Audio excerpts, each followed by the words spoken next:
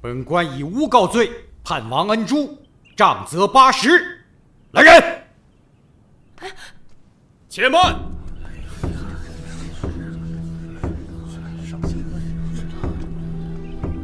太守大人，太乙书院文肃求见。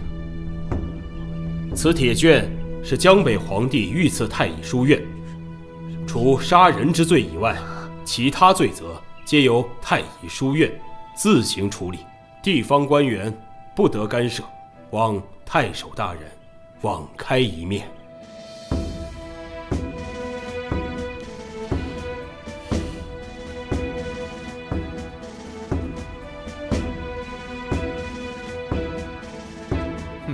荒唐！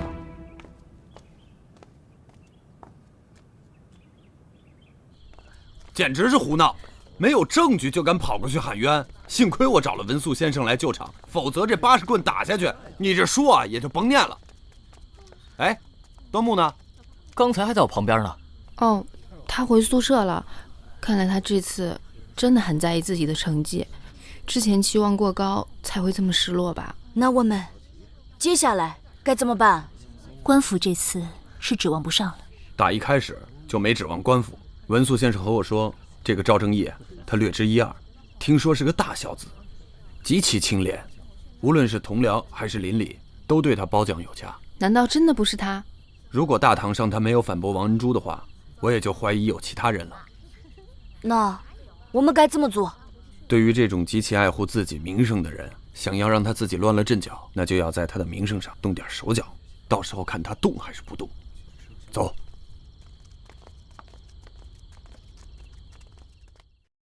揭开黑幕，还我清白！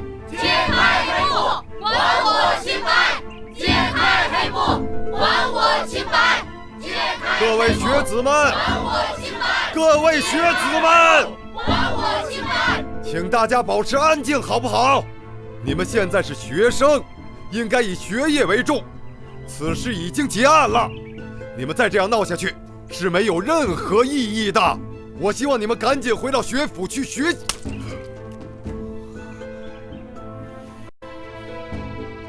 谁干的？我问谁干的？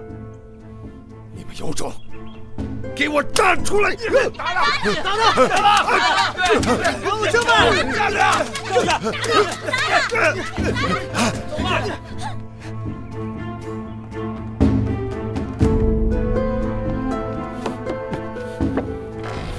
哎，老爷，您这是？没事，药熬好了吧？好了，我给您端去。没事，我自己去吧。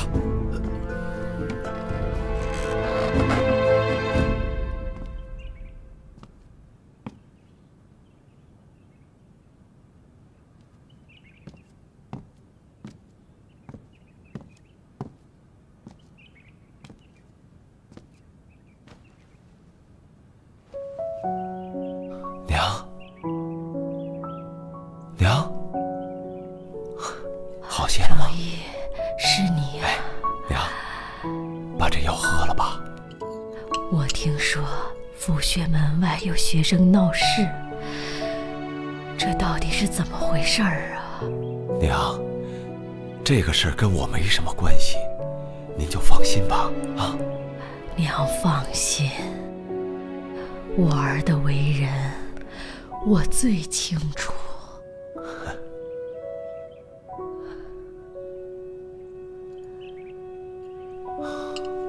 儿子虽非栋梁，但自问对得起胸中这万卷圣贤书。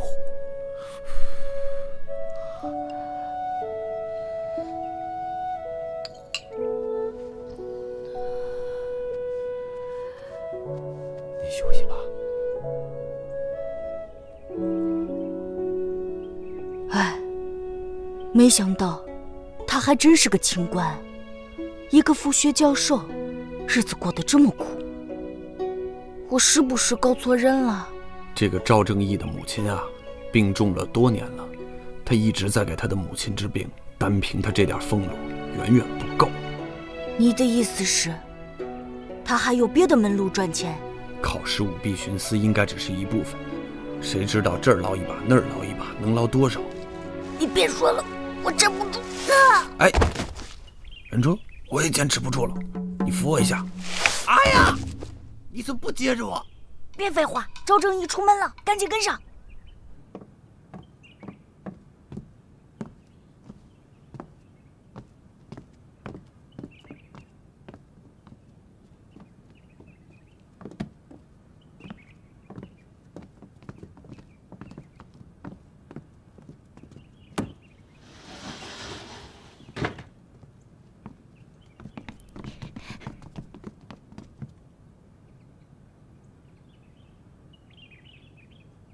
他来这里干嘛呀？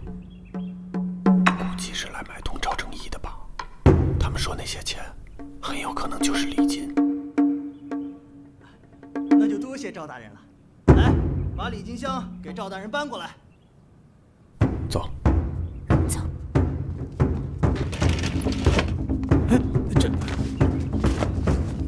你们来干什么？赵先生，如果我没记错的话，朝廷明令禁止官员与民间进行字画交易，以防贪腐。大人，这什么人？啊，别激动，别激动，都放下，放下。这些都是我的学子们。这样吧，今天这些字画你们先带回去，这个箱子就留下，如何？赵大人爽快，那我们就告辞了。好，那就不送了。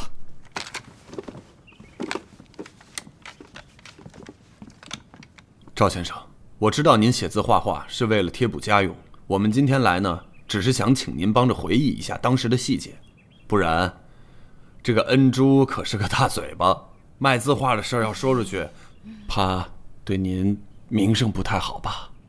你们大家都已经看到了，这些字画和这个舞弊的事情的确一点关系都没有啊！你别说这些没用的，到底怎么回事？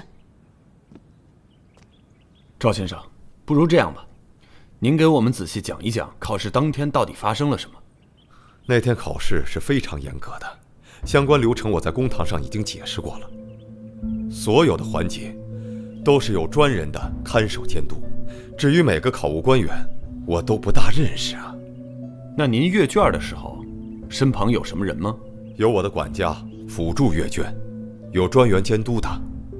那能不能劳烦赵先生带我去趟您家？我有一些话想问问您的管家。我的管家估计现在已经走了。走了？去哪儿了？我府上的管家年岁已高，早已提出告老还乡，现在应该已经在回乡的路上了。这帮学生简直是无法无天了。武陵先生，莫动气呀，莫动气。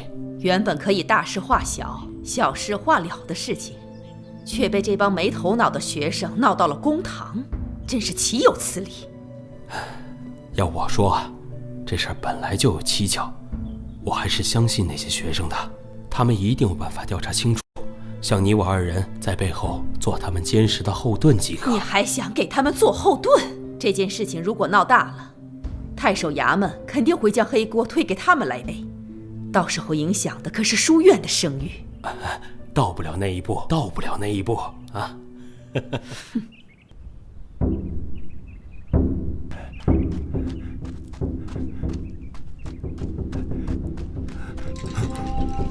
老爷，你，老王，不管怎么样，你还是跟我回去一趟吧，协助调查舞弊一案。科场舞弊，你知道是什么后果吗？下半辈子都得在牢里养老。说，是不是你干的？这从何说起呀？整个阅卷的过程中，除了教授以外，只有你在教授身边帮他递卷子。整个过程里，只有你能接触到考卷，除了你，还有谁？我不明白你在说什么。那几个舞弊的同学在外面自己找了个人去把卷子写好了，然后交给你。你呢，就把这些卷子卷成细轴，藏在袖子里。虽然在场的除了教授，还有另外几个监察官，可更换考卷只需花上几秒钟。按照事先的约定，只要看到胡乱涂鸦的卷子，你就用事先准备好的考卷做替换。前几份考卷你都换成了，可是最后轮到王恩珠的考卷，那上面歪歪扭扭地写了4个字“李仁正德”，而你已经没有可替换的卷子了。就在这个时候，教授恰巧把最后一份考卷判完，以便顺水推舟，把那份考卷塞进了王恩珠的竹筒。而这张试卷，正是教授特别满意的那张试卷，也就是端木正的试卷。最后一个竹筒是我的？是啊，就是你的。你怎么知道最后一个是我的？那倒数第2个是端木的？这个收竹筒的顺序正好是收卷的顺序嘛。恩珠在最后一间考试，我就在恩珠的隔壁。我记得最后一张考卷确实写了李仁正德4个字。没错，这就对上了。所以能够换试卷的人就只有你了。你这么做真是害人害己啊！现在所有的学生都把矛头指向了赵教授，你们主仆多年，你不会真的陷你的主子于不义吧？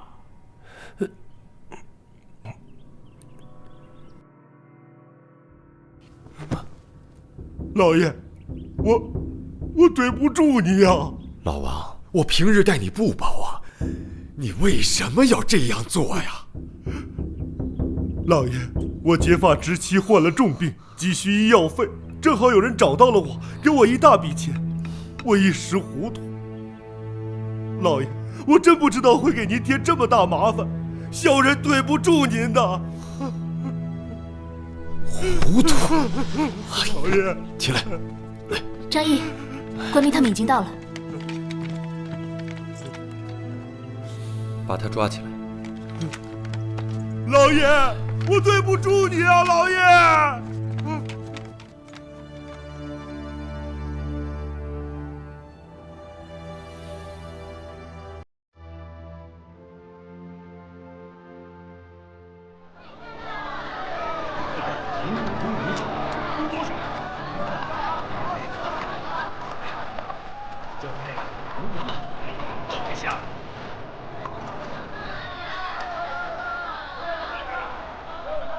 哎，我听说呀，上次考试成绩取消了，要重考。哎，恩珠，你要不要再考一次？我会考的，但不是这一次。我得复习好了之后才能去参加，因为考试这种事情不是靠运气，要靠实力的嘛。你说的对。从明天开始，你就叫我师傅吧。师傅？为什么叫你师傅？我拜师也要找端木哥，对吧？就是啊。哎，景月，那个崔家罗说的那个书铺还有多远？就在前面拐角的地方。啊，那行，那咱们带他去吧，然后早点回书院。张毅和张英说不用等他们了。他们去哪了？哎，这俩兄妹不知道在搞什么，走吧。犯人招供，舞弊案的幕后主使是教书郎何子桓，一个9品官，真是胆大包天。这事情要是闹大了，该如何交代呀？这个案子上头要是追查起来，我这乌纱……大人，这案子该怎么处理啊？该抓人抓人，该抄家抄家，所有当事人一律严惩不贷。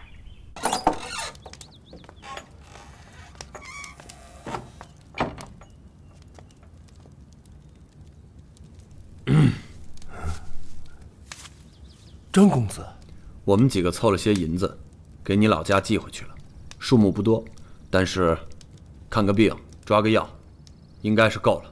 赵大人托我转告你，你放心，他会替你照顾好妻儿的。什么都不用说了，你好好服刑吧。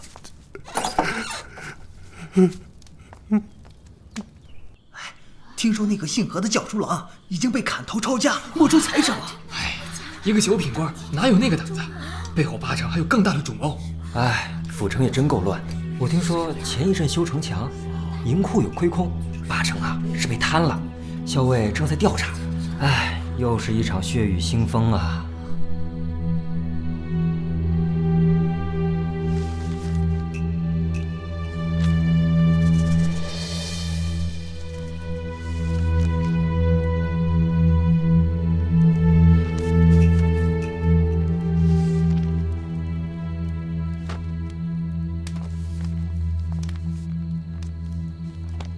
维修城墙的银两亏空了3000两。几位大人，你们给我解释解释，这钱去哪儿了？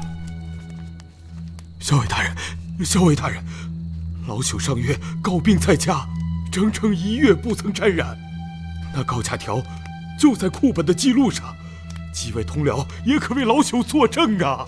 你的事儿，本府略有所闻。钱管库，你的每一本账本都少了22两，这钱不是头一次了吧？小人天资愚钝，记账不均，少了银子，定会自掏腰包补上。我看你不是天资愚钝，你是满脑子浆糊。大人，如果有什么疑问，不妨问问太守大人。本府知道你是太守的小舅子，但本府一定一视同仁。来人呐！是，拖出去杖打。大人，大人饶命啊！抓人也得有证据，严刑逼供有违国法呀！大人，杖打多少？1-2百即可。是。孙管库，这3000两的烂账啊，都是你签字画押的吧？你给我解释解释，钱去哪儿了？校尉大人，小人也不清楚啊，这当时核对的账目是没有疏漏的呀。哎呀，我听说呀，你最近豪掷千金，卖宅买地，可有此事啊？大人，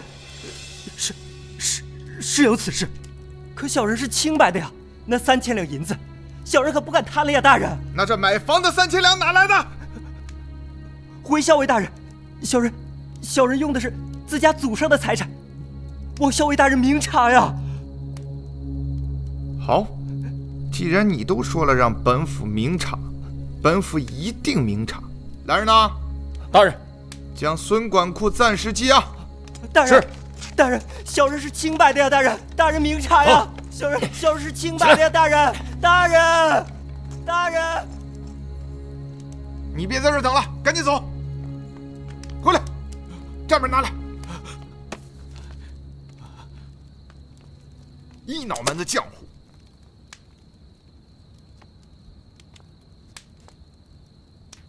来人呐！大人，派2队人，给我仔细搜查孙管库所有的宅邸。是。走仔细了。是。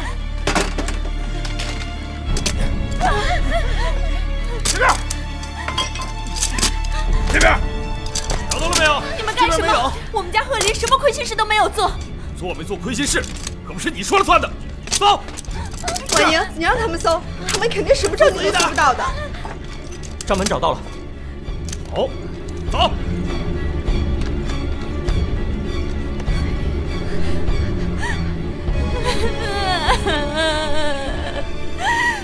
姐，贺林一定不会有事的，对不对？婉莹，妹夫一定是冤枉的啊！过2天就回来了啊！他一定不能有事，他有事我怎么办啊？不会有事的，姐姐别哭，一定不会有事的。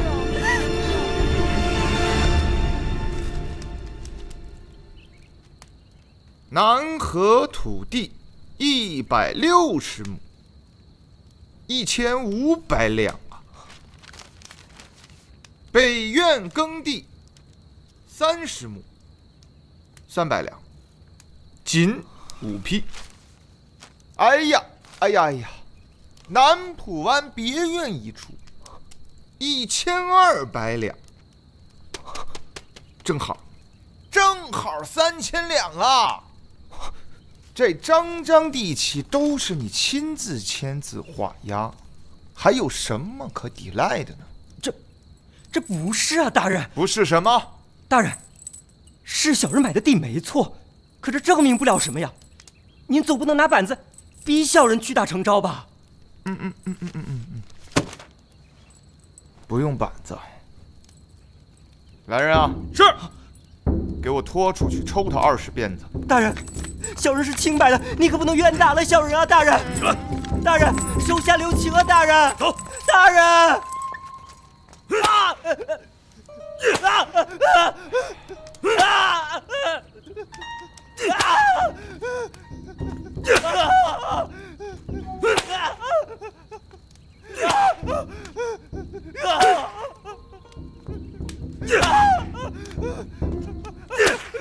别打了，别打了，我招。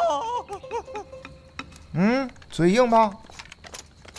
哎呀，报告大人，他已招认。说什么了？他拿了3000两银子。看见了没有？啊？让他签字画押吧。是。明日开堂公审，让他认罪伏法。是。莹莹，你开门啊！开门呐，小姐！莹莹，你快开门啊！不要做傻事啊！你家相公已经入狱了，你可千万别做傻事啊，莹莹！开门呐，小姐！小姐！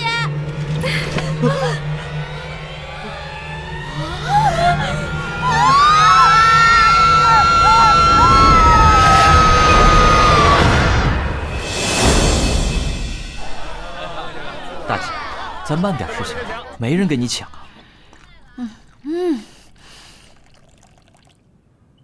我们这次出来是为了买笔，可不是为了吃东西啊。犯罪还有很多时间，再吃一会儿呢。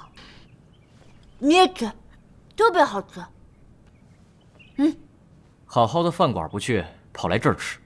他们换了新的点心师傅，所以我想过来尝一尝。你怎么不吃啊？出门前，崔家罗说今天的卦象有点不对劲，可别又被扯进什么案子里去。你不一直都不相信他说的话吗？我是不相信啊。来，我这有衙门的第一手消息。快说！护银贪污案的凶手被抓住了，这么快啊？就是前任教书郎的连襟孙管库啊。那个教书郎不是因为舞弊案被杀头了吗？我听说舞弊案的幕后黑手是前朝的七皇子，但太守不敢再往下查了，所以只抓了个小角色就草草结案。这次的案子，孙管库应该是被连累的。跟你们说一个小道消息啊，听说钱管库是太守的小舅子，嫌疑更大。不会吧？开衙的时辰快到了，不如我看我们也去凑个热闹，看看太守大人是明察秋毫呢，还是指鹿为马呢？走，看看去，走。我们也去看看吧。这种案子有什么可看的？反正我也吃多了，要活动活动，还有时间，对吧？老板娘，大包。阿姨啊，你死得好惨，我什么活？老天爷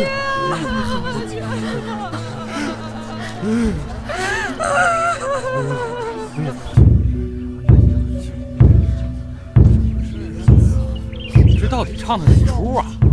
说是孙管库一家昨日被翻了个底朝天，他的妻子却宁死也不承认自己的丈夫有罪，有气节。真可惜啊！何人在外面喧哗？报告大人，是孙管库的家人在喊冤。喊冤？哼！从孙家搜出价值3000两的房契和地契，而且和丢失的账目相吻合，他本人也认了供。家人喊冤还有什么用吗？大人，外面的百姓越积越多，再不升堂，怕是要出乱子。什么？那赶紧准备升堂。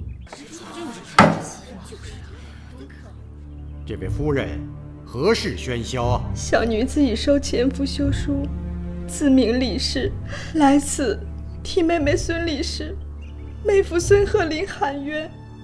何冤之有啊？衙门仅以几份房契地契，便坐实了他的贪污罪名。舍妹孙李氏忍不下这份冤屈，以此替夫鸣冤呐。这账册上出纰漏的地方是孙管事画的押，同时他没有变卖家产，却用大半的钱银置办其他产业，这钱难道不值得怀疑吗？望太守大人过目。呈上来。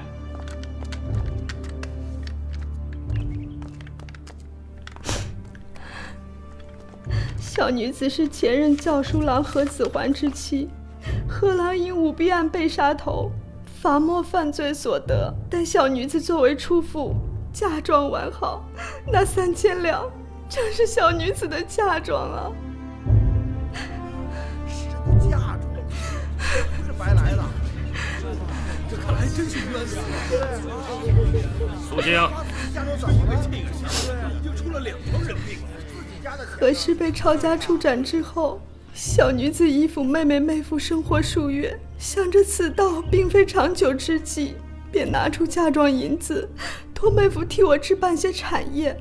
没想到，却害得妹夫被冤枉，还害死了妹妹。那你为何不如实禀报呢？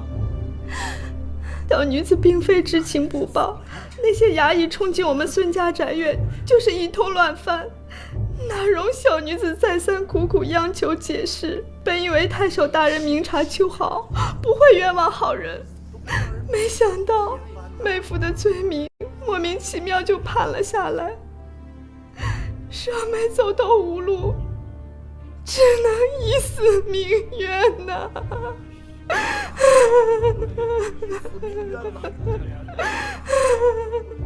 把孙管库带上来。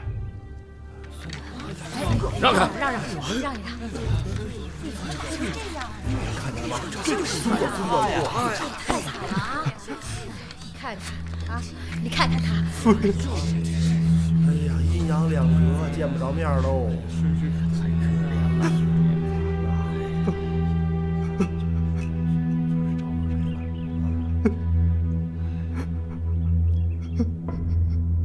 孙鹤林，你如实回答。上个月，你用大量的钱银置办产业，合计3000两银子。我问你，这钱财是从哪里来的？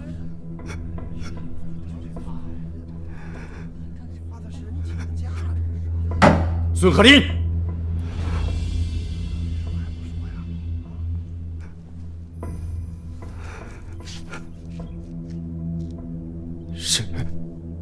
是小人夫人姐姐的嫁妆钱，小的受托替她置办私产，是吧？那你昨日为何不如实招来呢？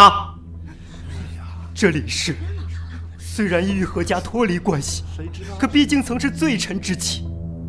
如果私留了这3000两嫁妆，小的怕风言风语影响了她的名声。冤枉的呀，就是打成招啊，冤枉！没罪呀！将孙鹤林押下去，择日再审。是。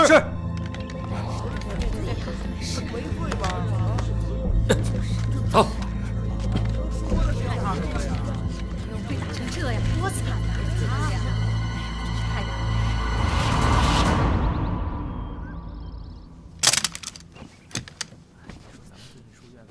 亲姑们，怎么了这是？你们知道吗？2天过去了，那个衙门也不知道有没有把太守的小舅子抓起来。府城又出案子了。太守的小舅子？哎，我以为你们知道呢，原来你们知不道啊！银库丢了3000两银子。3000两？太守把孙管库抓起来，给他一顿大板子打，逼他招供了。过了几天，他的妻子穿了一身红衣，在家里上吊。穿红衣服上吊？还拿线在墙上写了个冤字呢。挺悬啊！哎，西南那边一直有个传说，人生前的时候，如果有未报的仇恨，穿红衣服悬梁自尽，会化身为厉鬼。端木，你一巴掌护心毛，你还怕这个？厉鬼，刚好管这个案子的，给孙管库定罪的就是校尉大人。哎，义兄，大人！哎呀，义兄啊，快坐，快坐。哎，什么事儿啊？这么着急？哎，你这什么眼神？见到我，难道不应该喜出望外啊？别在意，大人您说。哎，义兄啊，这次还是有事儿，请你们帮忙啊！最近闹得沸沸扬扬的库银贪墨案，不知道你们听没听说啊？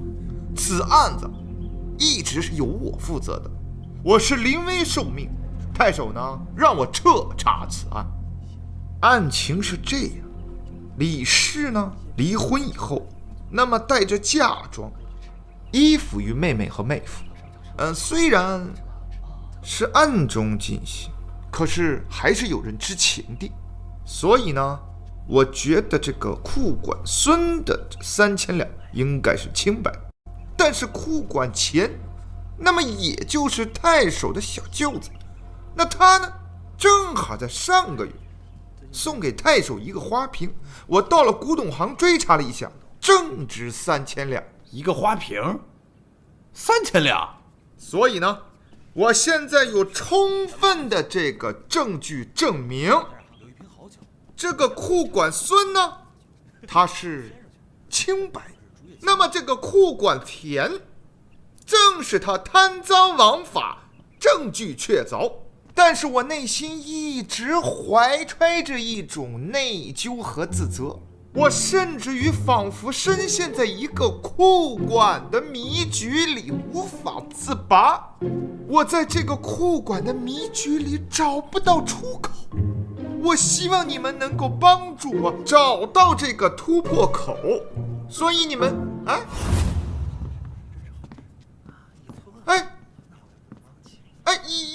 义兄啊，你还没有答应我，你们要不要帮助我啊？请好吧您的，一言为定啊！感谢。哎呀，这个年轻人这么风风火火吗？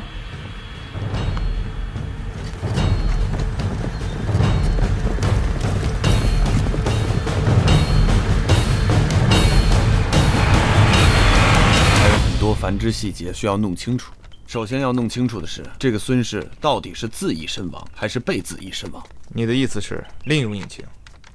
先去看看再说吧。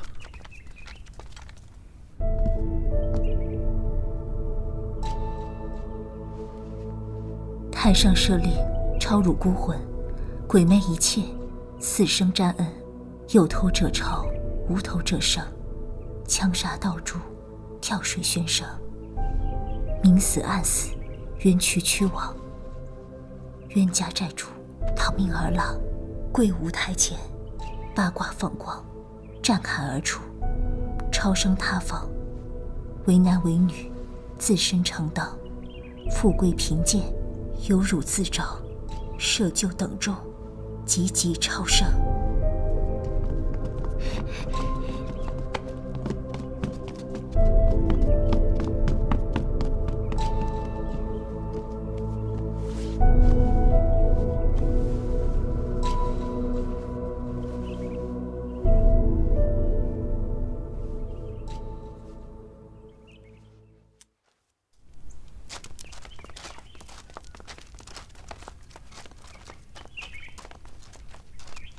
衙门也没查出什么结果啊。他的身上没有擦伤或是淤伤，的确像是自缢身亡。像是？难道？事情没有那么简单。他的乳上有一块斑，这不是寻常的斑，而是蝴蝶斑。他死的时候是怀着身孕的。我记得他和库管孙应该成亲时育在了，一直想要个孩子。这如果是他的第一个孩子的话，那为什么会选择在这个时候自杀呢？会不会他不知道自己怀孕了？刚才我检查过了，他的口中有吴茱萸和碧拔的余味，想必是服用了白术散。白术散是安胎的方子，既有保胎之意，又怎会起自杀之心呢？大人，是有人谋杀了孙李氏，不过这是一个局，他有2个目的：第一个，拯救孙库管，这是理所当然的；这第2个，是要把你和太守大人全部拉下马。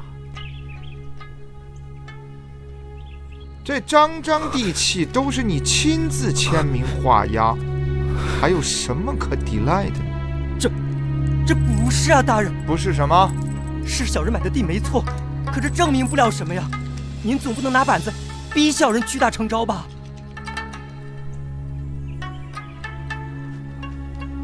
哦，这么想来，库管孙昨天反应确实不对，他甚至于在跟我挑衅。难道是他是和别人串通了？没错，作为犯官曾经的姻亲，一旦被追责，有口也难辩。他现在的心理状态犹如惊弓之鸟，只能把你和太守大人一起拉下马，他才能安心，也是一劳永逸的事情。不过他应该还有人支援他，他早早的进了大牢，后面的事情看起来就不像是他做的了。可是太守的小舅子确实拿走了那3000两，证据都有了，不会是假的吧？端木，哎，咱们和校尉一起再去查一遍。阿英，你去库管家里面等我们。走。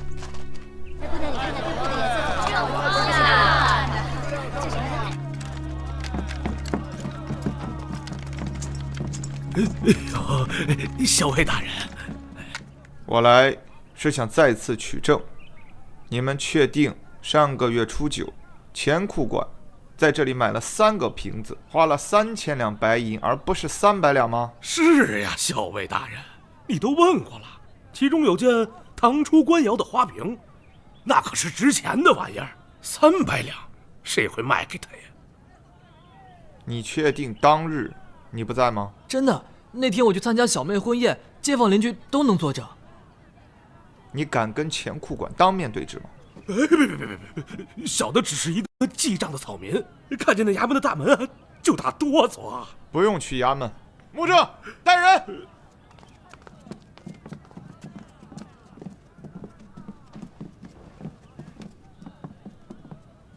校尉大人，那天那3件古董，我谈好了价钱，就是300两。当时还以为自己捡了个大便宜，还乐得不行呢。可库房里少了3000两银子，真的与我毫不相干呐！我不可能记错啊，就是3000两。那天他不在，我就代办了。就算我这脑子再糊涂，也不可能把3000两的古董300两给卖了吧？你有证人吗？只有一个家仆跟我一起过来。可不巧的是，眼下他告老还乡了。校尉大人，我能问几个问题吗？问。钱库管，你还记得你买古董的时候花的钱是什么规制的吗？全都是开元通宝，一共是300贯。你还记得你收的银子是什么规制的吗？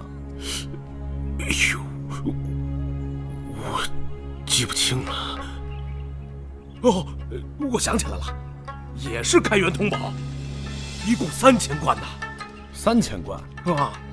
如果我没记错的话，一贯开元通宝大概重量是6斤4两，3000贯那就是18700多斤，阵仗应该不小啊！用多少马车拉过来的？不，没用马车，是小的记错了，是50两一枚的银锭，一共是60枚呀。即使是这样，也大概有180多斤，一个成年人背了一个成年人的重量，你想想。他怎么可能不用运输工具？不是，这是校尉大人，你就是构陷太守，谋害孙理事的帮凶，有什么话到大牢里说吧。冤枉啊，大人，我冤枉啊！不是我害的，那孙理事不是自缢而亡的吗？孙理事是被谋杀的，他死的时候肚子里还有孩子，你一尸两命。啊！来人，带走。走，快点！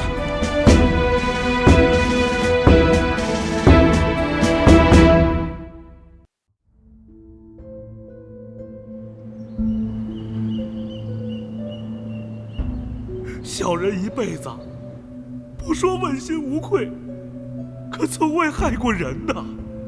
早年受过他孙管库的恩惠，禁不住他好言相求，就帮他做了回假账。他让你帮他做假账，你就做假账了？他得给了你多少恩惠啊？你既然继承了3000两，那你入库的就不止300两。这里面有2700两的差额，你只是一个账官，你给东家平账啊？2700两，我看就算你倾家荡产，你也凑不出这2700两吧？看来这个孙管库早就想好了这手来这儿对付钱管库。行了，把你刚刚招供的签字画押吧。哎，是。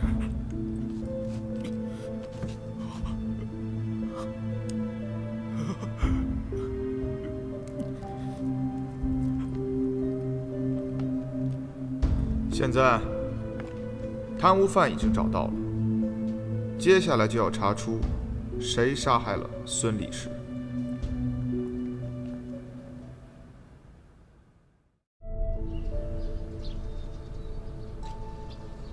这崔家罗分析的还真对啊，阿英。有什么发现吗？真的是人血吗？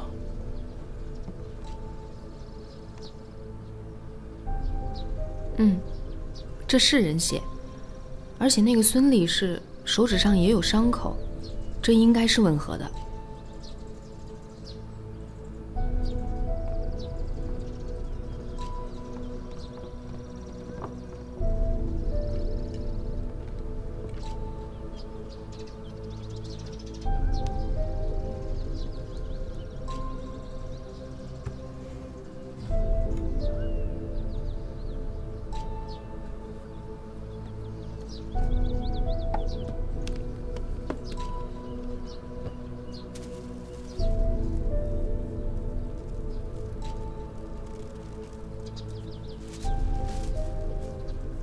这信稿应该是孙理事的手笔，不像是他人代写的。这个凳子被人做过手脚。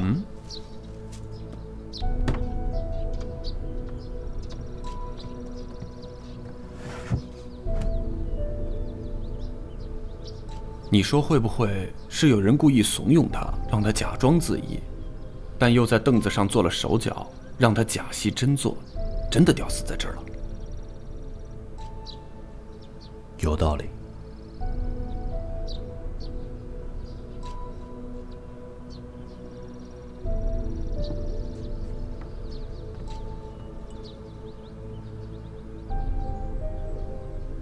怎么了，哥？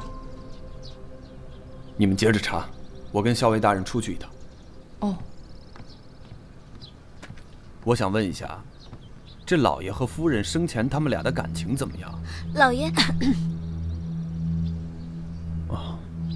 有什么就说吧，不说的话我们没法查案，这夫人不就等于白白死了吗？老爷不太来夫人房里，夫人平时待在房里吃斋念佛，老爷对夫人也不是很上心。夫人的姐姐快人快语，还帮着夫人数落老爷呢。这夫人的姐姐在哪儿啊？夫人的姐姐啊，怕触景生情，这几日啊都独自在房间里哀悼，每天啊就让我们把饭放在门口。如果方便的话，能带我过去看看吗？这不太方便。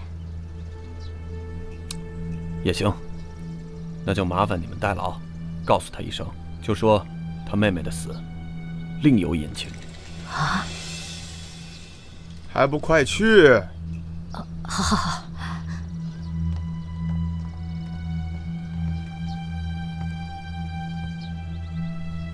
义兄，是不是有眉目了？谁是杀人犯啊？十有八九就是他姐姐。不能吧？他姐姐被前夫休了之后，娘家就没人了，跟妹妹相依为命，他怎么能杀了自己亲妹妹呢？那你要亲自问他自己喽。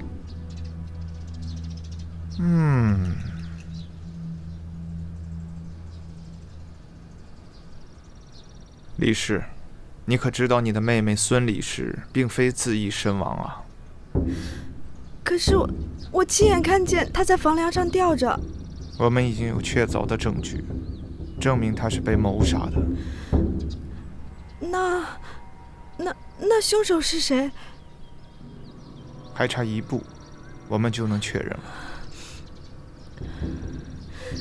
那就拜托校尉大人，早日捉拿真凶，替我舍妹报仇啊！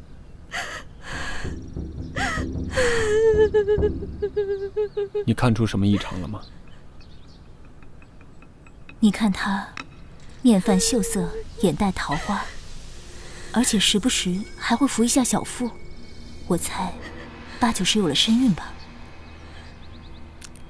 现在这些线索还不足以证明他是凶手，看来我们得想点办法了，让他自己露出马脚。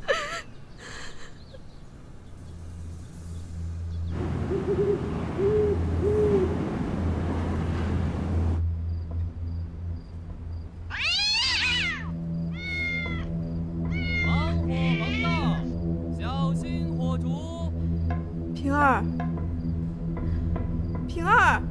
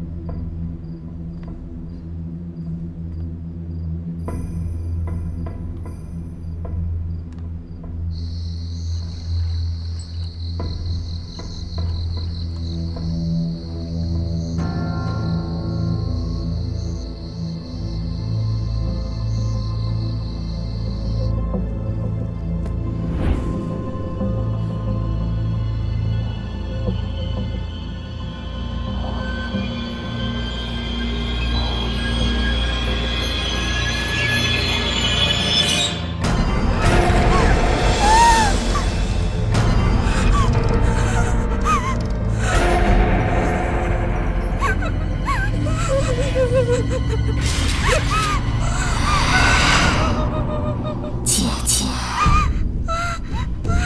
你为什么要动我的胭脂？妹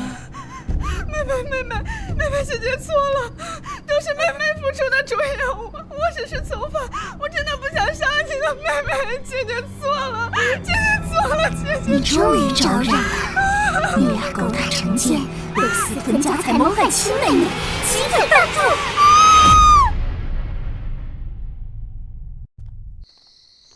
哎，两位姑娘辛苦了，先回去休息。我跟义兄还有几句话要说。哦。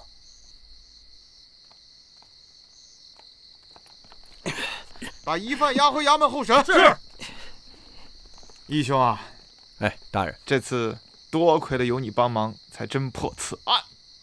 您客气。哎，我有一事不明啊，这个案子到底是怎样的一个来龙去脉呢？您还记得1个月前的科场舞弊案吧？主谋何子桓认罪伏法。在那之后，何家被抄，罚没所得。那个时候，何妻被扫地出门，投奔他妹妹。在那之后没多长时间，他就出现在了公堂上。虽然身上穿的是缟素，可是这脸上啊，一看就是精心打扮过的。而且这次他用的是桂花味的胭脂。试问，一个刚连累了妹妹妹夫的罪妇，家里又出了这么大的事儿，怎么突然之间又要开始打扮自己了呢？这里面一定有猫腻。他家被抄，前夫又刚刚戴罪而亡，他住在妹妹家里，自然不好张口出去买什么胭脂，所以这桂花味的胭脂应该就是他妹妹的。验尸的时候我也确认过这一点，这本来不算什么事儿，可是他害死他妹妹，心里有愧，所以一提起这胭脂的事儿，他还真以为是妹妹回来找他锁魂了，所以说做了亏心事儿，才怕鬼叫门。您说是不是？有道理啊。哎，对了，大人，这次的这个酬劳，他有多少啊？你刚才说的这个迷信，确实不是一个好事儿啊。有道理。哎，大人，正好我带着算盘呢，我给你算算啊。这个钱不着急，不着急。这个我们对，那么，对，钱对吧？不错。对，还有这个，这是是不是？哎，这是不是多了呀？那再给你减点儿。哎，这数差不多吧？哎，不对，还能再加一点。哎，这个差不多。校尉大人，我怎么突然心口有点疼我呀？哎呀呀呀呀！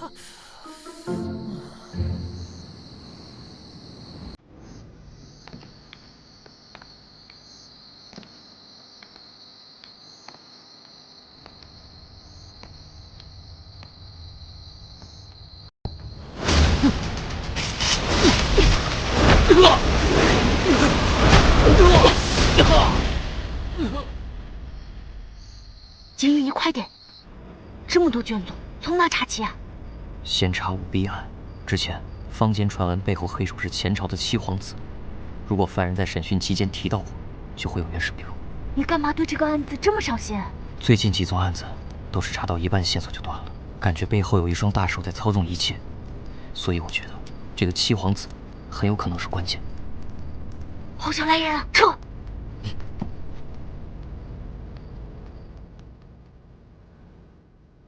那份原始笔录上有涂抹过的痕迹，看来是太守为了保全自己，隐匿了罪犯。没想到江北官场如此黑暗。哎，你怎么了？干嘛老不理我？没有啊。你还说没有？你一下课就拉我来这儿，现在又着急回书院，你不看热闹了？今天不想去了。你说，那个孙管库和李氏，他们会受到什么处罚？大宗刑律统类之中有6杀：谋杀、故杀、斗杀、戏杀、误杀，还有过失杀。其中前3者或斩或绞，大多以命相抵；后3者酌情审判，多是斩监后，还有长留。如果是这样的话，那李氏肚子里的孩子怎么办？娘虽然是怀娘，可孩子是无辜的。他们的情况应该是斩监后，生下孩子之后才会知晓。真的吗？要是这样的话，那我就放心了。原来是因为这件事不开心。喏，东福记的莲子香。你干嘛？突然讨好我？就是最近麻烦多，想请你保护我一下。堂堂男子汉，还要寻求一个小女子的保护，你好意思吗？那我这里还有梅花饼、白玉酥、豆沙糕、鹰血斩，你要不要都试一下？好吧，好吧，那就这么说定了。好，一个都不能少。好。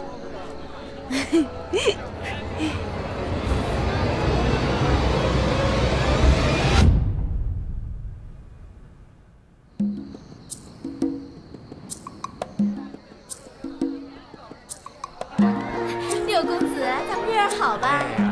如果伺候的好的话，以后记得常来啊。肯定的啊。哎，你给我站住！你这是给七皇子内务送的东西吗？是啊。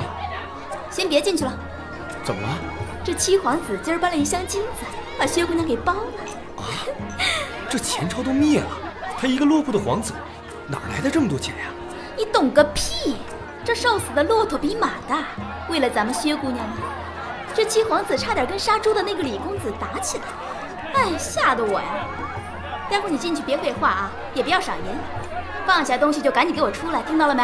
哎，我进去了。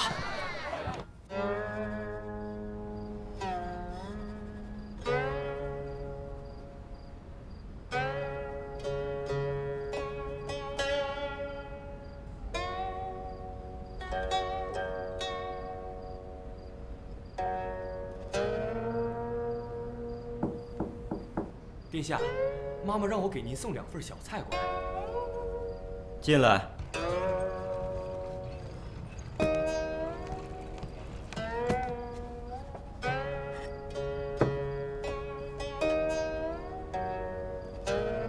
不谈了，过来，陪我喝酒。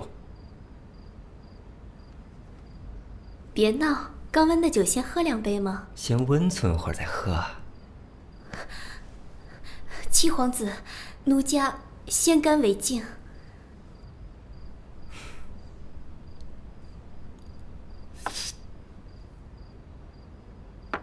薛如姑娘，本公子今夜已经进入了你的闺房，你就不要有别的心思了。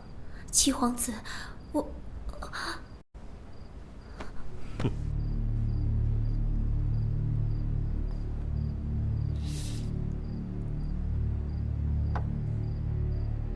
这就对了。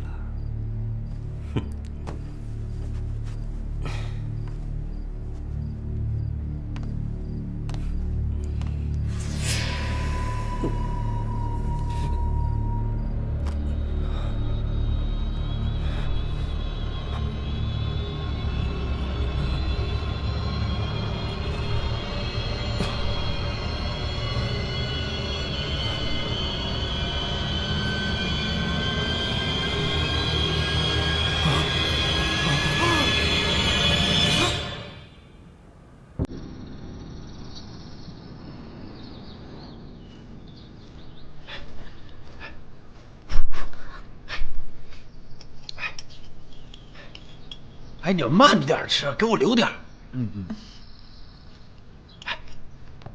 哎呀，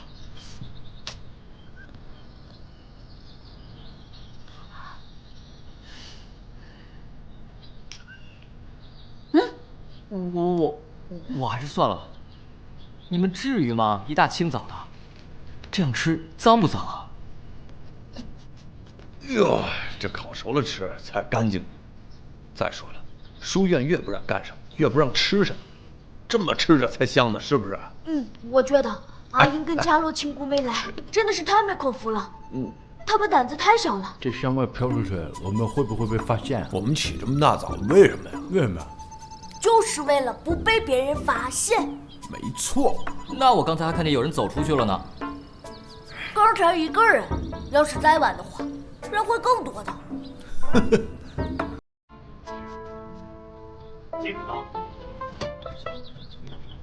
先生好。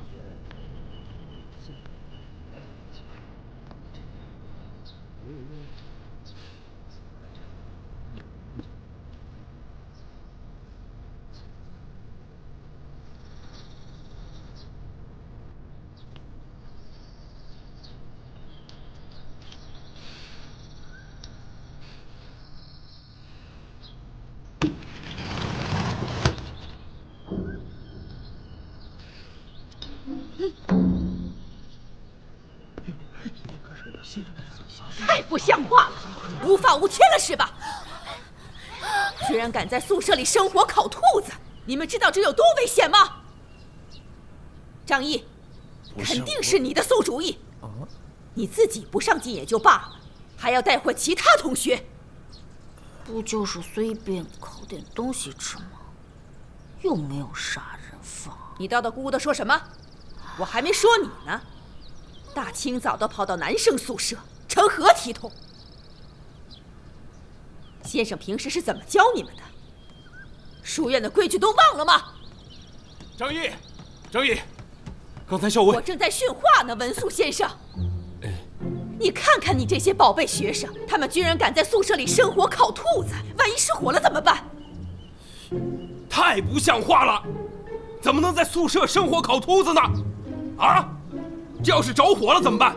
这是宿舍，你们瞧瞧吧，把武陵先生给气得一头汗，太不像话了！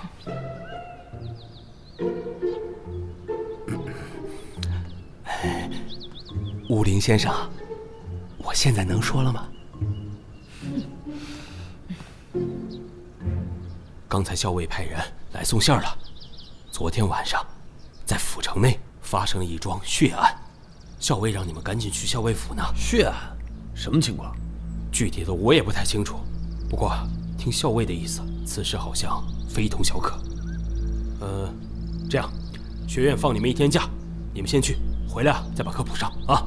好。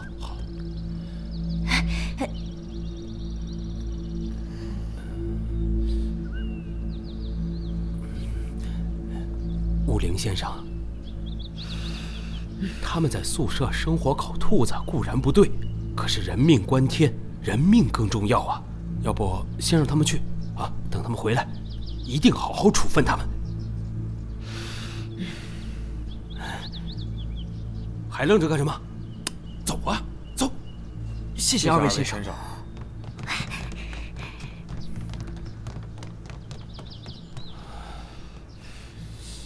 文素先生，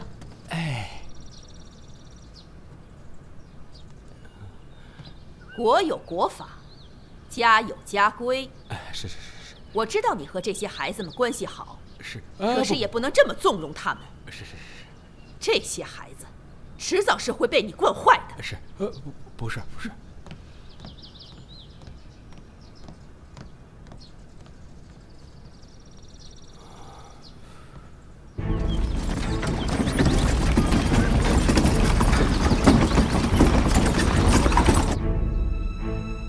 前朝虽灭，可是现在的朝廷奉唐为正统，所以非常善待康城公主。康城公主从小跟她弟弟一起长大，感情非常好，所以她现在跟驸马隐居府城。如果现在在这里看到七皇子很正常。哎，别说我没提醒你们啊，场面非常血腥，你们做好思想准备啊！我恩主什么血腥场面没见过，这算什么？我张英行医那么多年，尸体没少见，这根本不算什么。小瞧我们4个谁都不会怕的。尸体，哈哈哈！有没有闻到？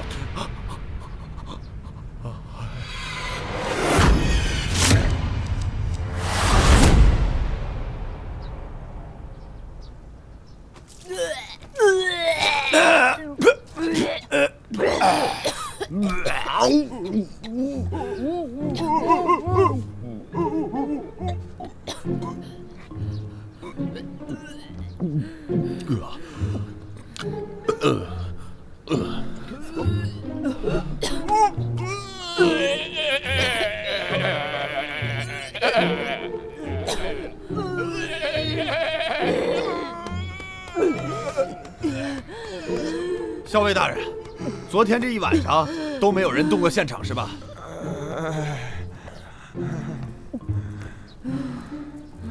我这不是怕破坏犯罪现场吗？挺好，我现在需要警局上来，让他帮我记录下，否则丢了什么细节就不好了。来人呐，把李公子带上来！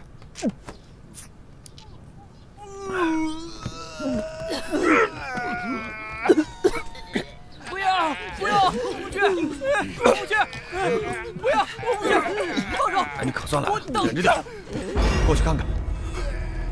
你仔细点啊，别落了细节啊。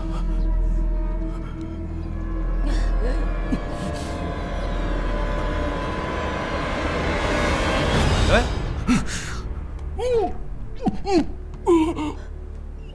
亲姑，你没事吧？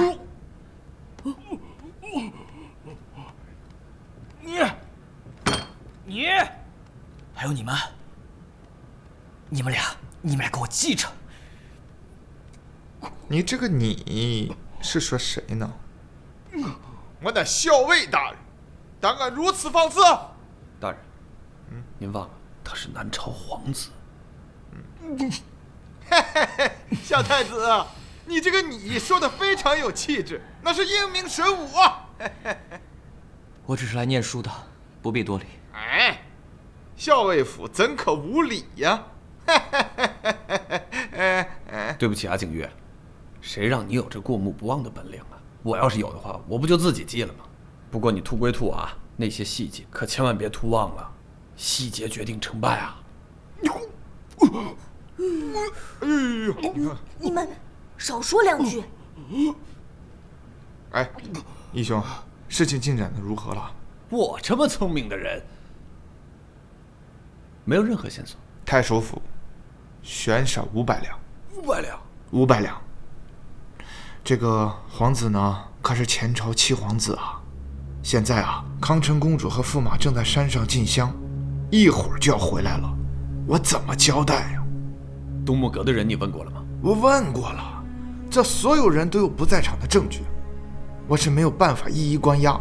我决定所有人不得离开东木阁，以备再次审查。哦，对了，记住，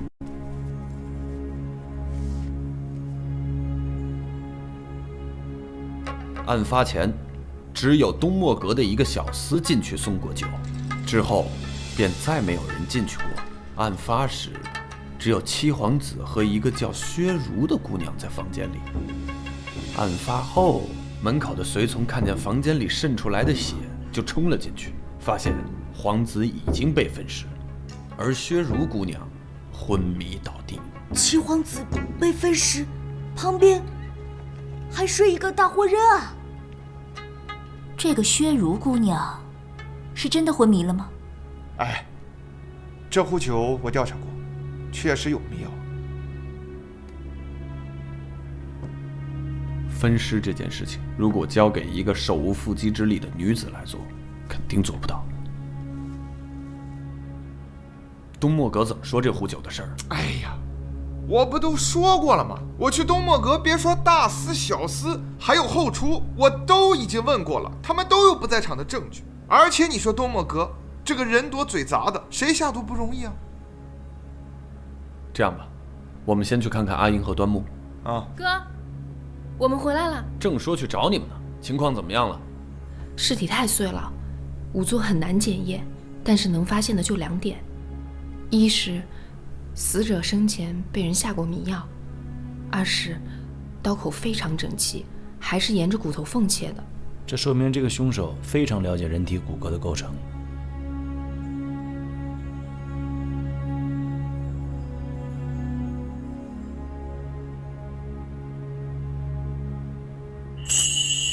这个案子疑点重重，不过我认为它应该是一桩谋杀案。废话。皇子身上的金玉和钱袋都还在吧？在，说明凶手不是为了钱财而去的。跟他同处一室的薛如姑娘还被留了活口，说明这个凶手是冲着皇子一个人去的。再一个，手段极其残忍，肯定跟他有血海深仇。我们照着这个路子查下去，肯定没错。哎，这个小皇子啊，自幼是专横跋扈，到处惹是生非，他的仇人天南海北多了去了，这如何下手啊？既然这个七皇子一直跟着康城公主长大，那这个公主应该知道他有哪些血海深仇的仇人。这皇子啊，非常的狡猾，他做事儿都有人替他挡。之前几个案子一查到他就不了了之了，所以公主完全不知情啊。哎，我怎么听见有好多人提到昨天晚上七皇子与很多人有冲突？哎，对对对，是有一个李姓公子为了薛姑娘与七皇子发生了一些小的冲突，可是这也不至于分尸吧？那我们也要去查一查，我们现在不能放过任何一个线索。报，校尉大人，康城公主来了，说马上要见到你。公，你赶快公主来了，你们先躲一下好不好？那不正好吗？我正好有话要问他。哎呀，不，他是来给我施压的，不能见到你们，快，躲一下吧。那我们先去东漠阁找老鸨问话。啊，好，快去。走。尽快破案啊！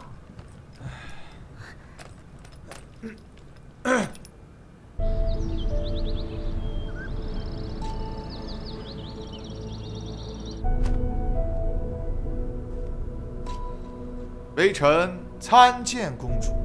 不必多礼，快请起。前朝隐灭，让你府里的人看到会笑话。今日我来，想必你也猜到了，是为了七弟一事。我已隐居数载，终日吃斋念佛，行善积德，也真是想不明白，怎么会有如此业报。劳烦校尉大人，一定要把凶手绳之以法，为我的七弟偿命。公主，请放心，微臣一定全力以赴，缉拿凶手，还七皇子一个公道。若能破案，我再加赏金500两。就案发的当天，我听说有个李公子和这个七皇子吵起来了，是吗？是啊，这李公子一直是如儿的常客，想为如儿赎身来着。这1个月前不知怎么着，这七皇子突然也迷上了我们家如儿，紧接着就搬来了一大箱金子，还当众说要包咱们如儿。这李公子气不过，俩人差点当众打起来。这李公子是什么人啊？他们家杀猪卖肉的，府城的猪肉都被他们家垄断了。杀猪卖肉的？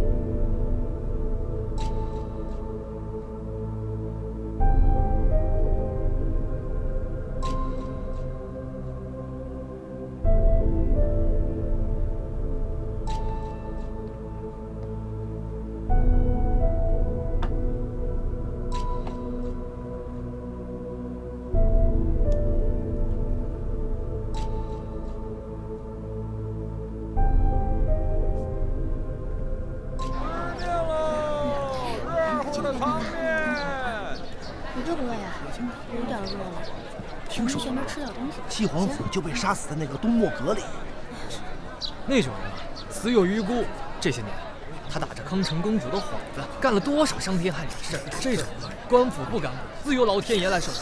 上个月，他把人家客栈给烧毁，而且还烧死好几个人。这种人是不是该死？这不可能吧？官府没找他？官府这边说这次是个意外，人家权大势大，咱们这些老百姓惹不起人家。哎，行了，吃面吧。都说太守是清官，我看不过是个怂官罢了。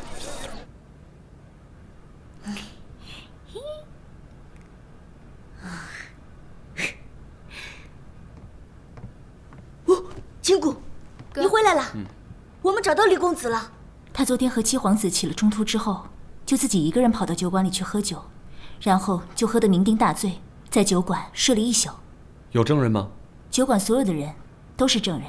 唉，我们还以为找到了真凶，谁知道白高兴一场。大人，前2天南城有一宗失火案，你知道吗？你说的是乔家客栈？老板和老板娘都烧死了。听说这件事和七皇子有关系。太守府说那是一个意外。太守府说是意外，我鄙视你们须弥府。你们刚才说什么？是乔家客栈吗？你又知道了？我刚才好像在哪儿看见过。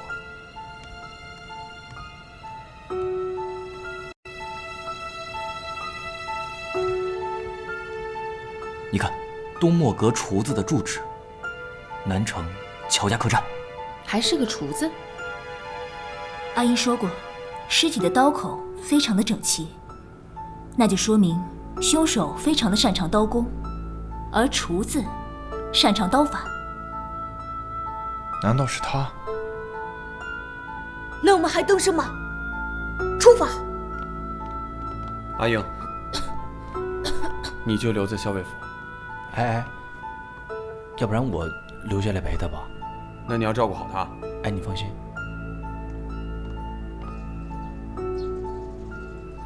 这位小哥，抓住真凶了吗？咱们这什么时候能开张啊？开不开张的先不着急，这次来啊，我主要想问一下咱们这儿厨子的状况。至于你说的这个事儿，自然会有校尉大人来定夺。哼，行，马上给你请去。去。是。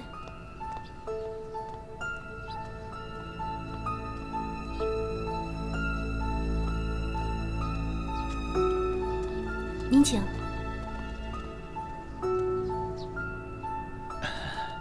您就是厨子？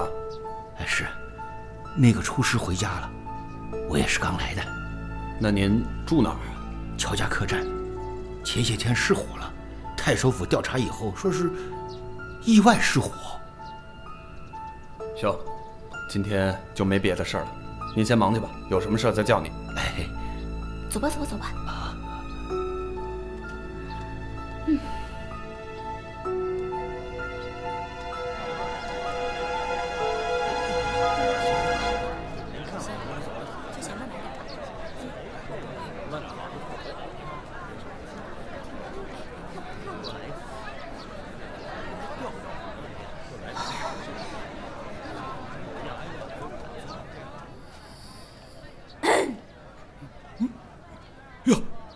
这位客官，你要买点什么啊？本店可是府城中祭祀用品最全的，你看看啊，你看看，你看看。掌柜的，我不是过来买东西的啊，我是过来向您打听个事。啊，请说。您是不是从南城童子街搬过来的？你搞错了，搞错了，搞错了，搞错了啊，搞错了。那您看看这个，有没有搞错？错也错不了。南城童子街糕点铺。既然你之前开糕点铺，为什么后来变成这极品店了？哦，先前那个糕点铺，那是开在客栈的旁边，生意自然好了。自打搬到这儿以后啊，我这后边是个坟场，只好开极品店了。你刚刚说的客栈，是乔家客栈吧？啊，能告诉我关于客栈的事吗？哦，这乔家客栈呐，说起来就悲哀呀。这乔家客栈的老板和老板娘，他们是我见过最好的大善人了。许多年前，客栈生意很差。有一天，有个逃荒的男子，怀里抱着一个襁褓中的孩子，就在这童子街呀乞讨。这乔家夫妻啊，看他们可怜，就把他们收留在这客栈。这男的呢，不愿白白享受恩惠，就给这客栈呢做厨子。不想他做的饭菜好，受人欢迎，这一留就是10几年呐。